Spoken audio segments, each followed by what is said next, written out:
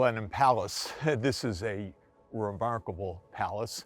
It's the only palace in all of Britain that is not part of the monarchy. This is a palace of the Dukes of Marlborough, the family line that descends from the first Duke of Marlborough, John Churchill. And this place is remarkable not only for its incredible architecture, English Baroque of the early 18th century, but also for the history that this place represents. John Churchill was a great military leader at the end of the 17th century. He was a favorite and military leader for William of Orange from the Glorious Revolution of 1688. In 1689, he was made the Earl of Marlborough, a noble title.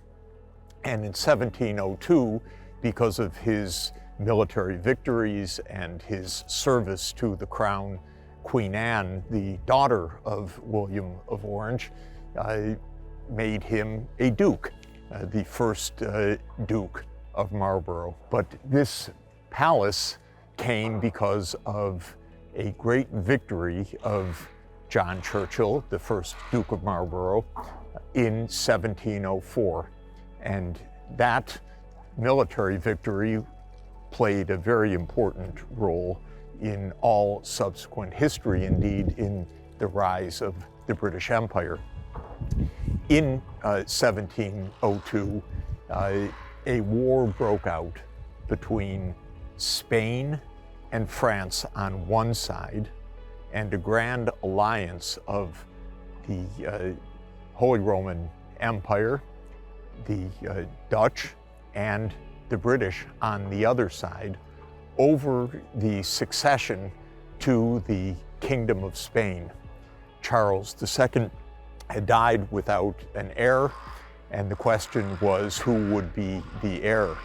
And the proposal was that there might be a joint king of Spain and France, which, with France under the leadership of Louis XIV, would make an extraordinarily powerful, hegemonic power in Western Europe. And so, as part of the idea of limiting France's power, Britain, the Netherlands, and the Holy Roman Empire, with the Austrian Habsburgs, went to war with a Bourbon coalition of France and Spain over the Spanish succession. And in 1704, a great battle took place in Bavaria on the Danube, and John Churchill, the first Duke of Marlborough, was the supreme commander, and in a brilliant military victory defeated the French, and basically demonstrated the Louis XIV was not invincible, and that the French could be defeated.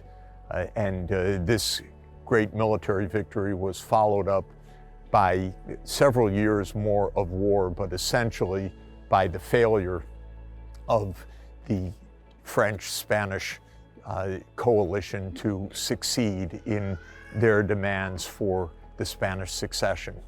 Well, the victory at Blenheim, the victory of the Battle of Blenheim, was a marked event in the continuing rise of Britain's power in the 18th century.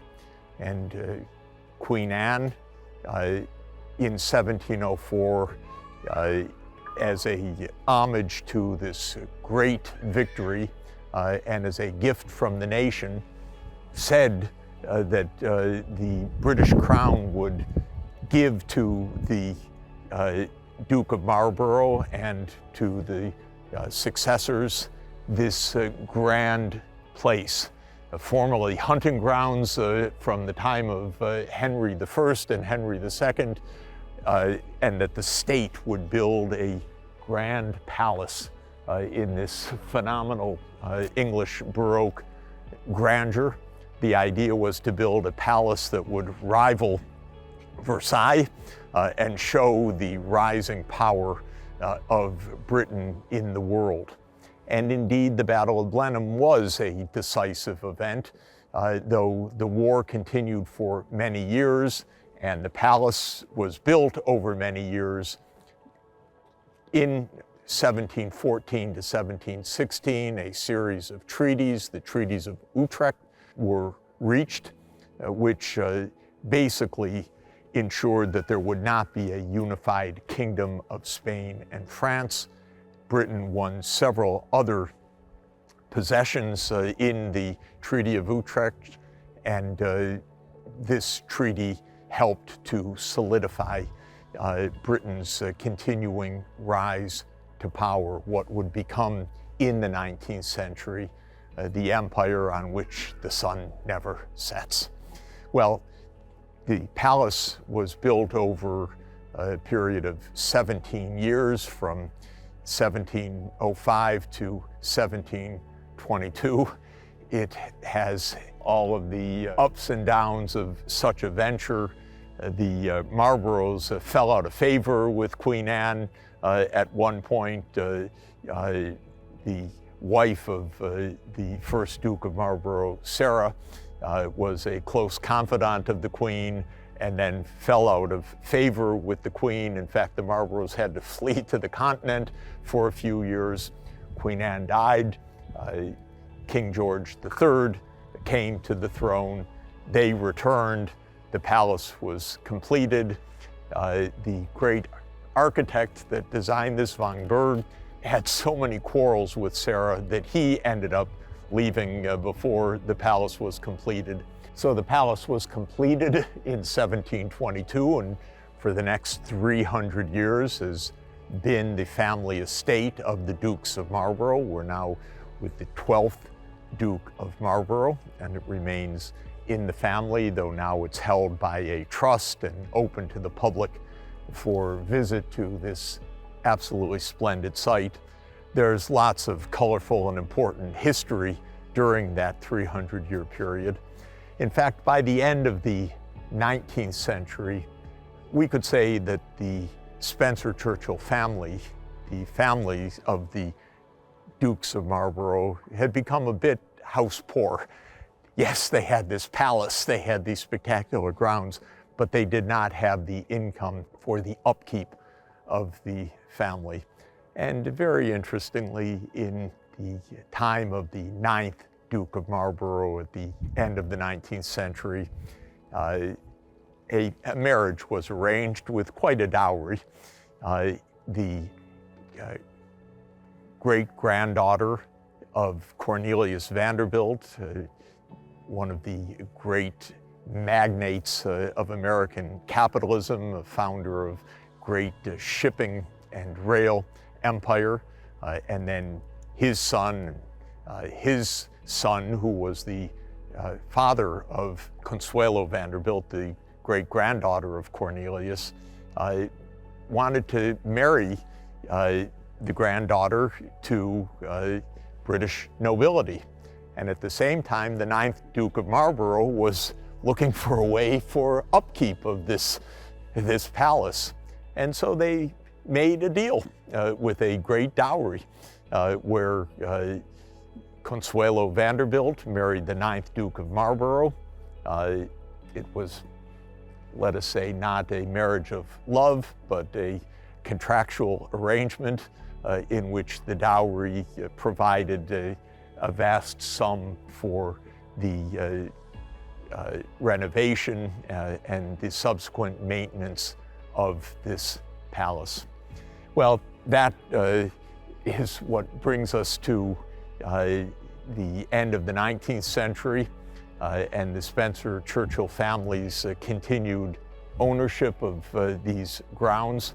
And at one assembly of the family, one of the cousins arrived on a bumpy trail, and she ended up, it's thought because of that fairly arduous ride to the palace, giving birth to an infant during the weekend here unexpectedly, and that was Winston Churchill, a cousin of the 9th Duke of Marlborough, and of course the leader who saved Britain and did so much to save the world from fascism in the 20th century. Churchill said that he made two great decisions in this place, in Blenheim Palace. The first decision was to be born here, he said. The second decision was to